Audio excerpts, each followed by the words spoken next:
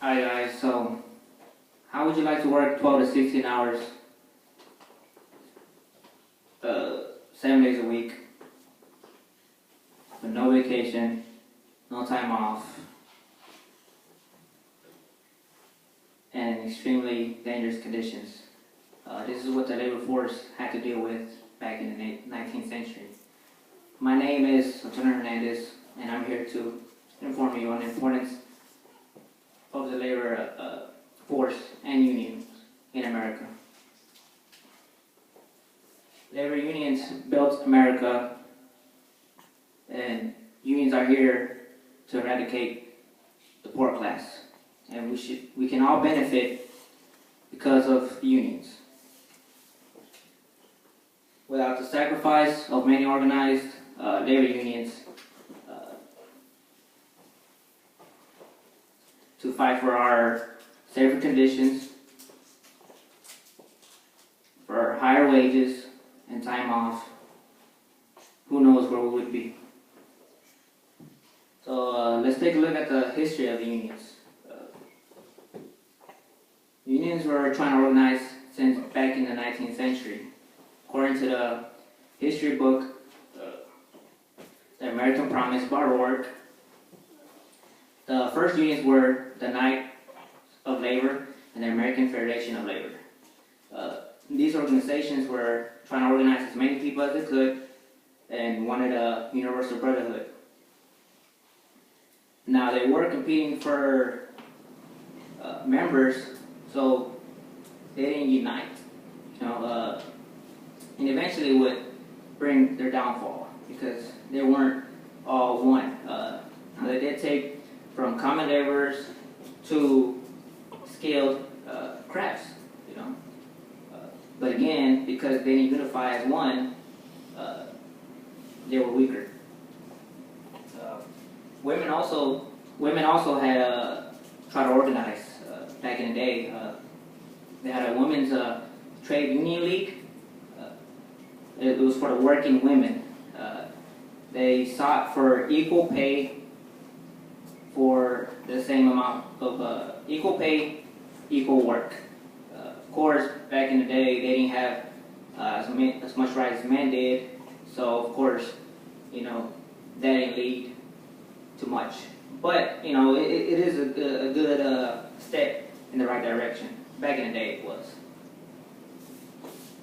Now, a big consequence was of unions trying to come together were social Darwinism and welfare capitalism. Now, social Darwinism is basically the theory that the strong survive and the weak don't. The rich did not want to help the poor out. And this is where they thought that they were destined to rule. Now, welfare capitalism came into play when, of course, workers wanted to unionize. And welfare capitalism, what it is basically companies giving out pension plans and vacation times. Basically, it's to keep the workers silent. You know what? We don't need to unionize. They're giving us vacation time. They're giving us pension plans. And at one point, workers thought that the employer were their protectors. Of course, that's not true. Eventually, the employer will get rid of them. And of course, wages were not fair. I mean, they weren't fair because of race and, of course, of sex. So, even though this welfare capitalism was introduced, it still, to deter people from unions, it still wasn't the best choice. A good example was the railroad strike of 1877. Basically, this is during the Great Depression. 3 million people lost their jobs, and the people that did keep their jobs had to get wages cut. The people, I believe,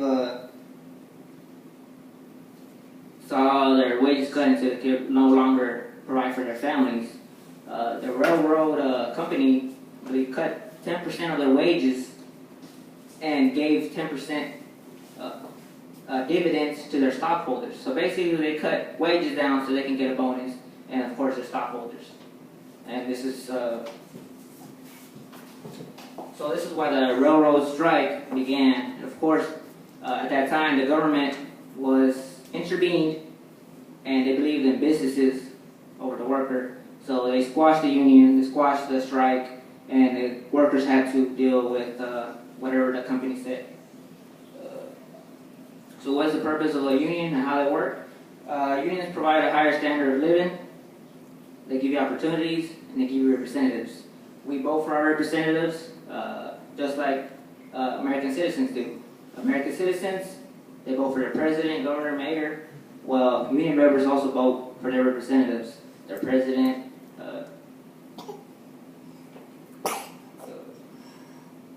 their presidents, their secretary, in order for them to represent them.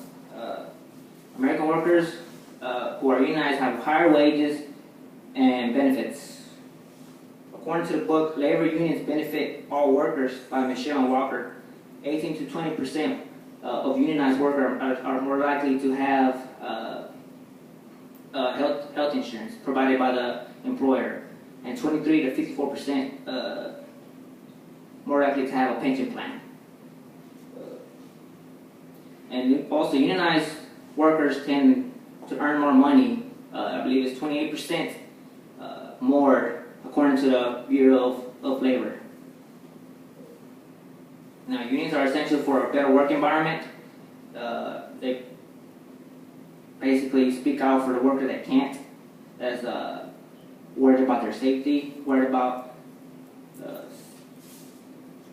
saying anything or getting fired. Well, that's what the union is there to represent. Companies are always trying to take advantage of the working people.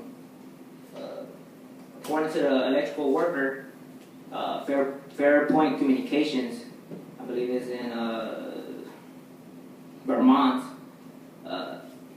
basically try to cut pension plans for their workers and basically try to give out the contract to lower paid contractors. But thanks to the IBEW, which is the International Brotherhood of Electrical Workers, and CWA, the Communications Workers of America, they were able to bring, they were able to come together and give 1,800 union members their jobs back with a ratified agreement. So for American workers to have what they want, they must want it first. Americans need to take off their blindfolds and see the importance of labor unions in America. Any questions? I got a question. Yes, sir. Unions typically have like a positive outlook to it. Do you have any personal views on negative things that the union might have? Unions do have good positive views. Negative, there's always going to be negative in anything. The union isn't perfect, but with more people organizing in, we can make it into an almost flawless union. Question? Well, thank you for your time. Oh, stand up.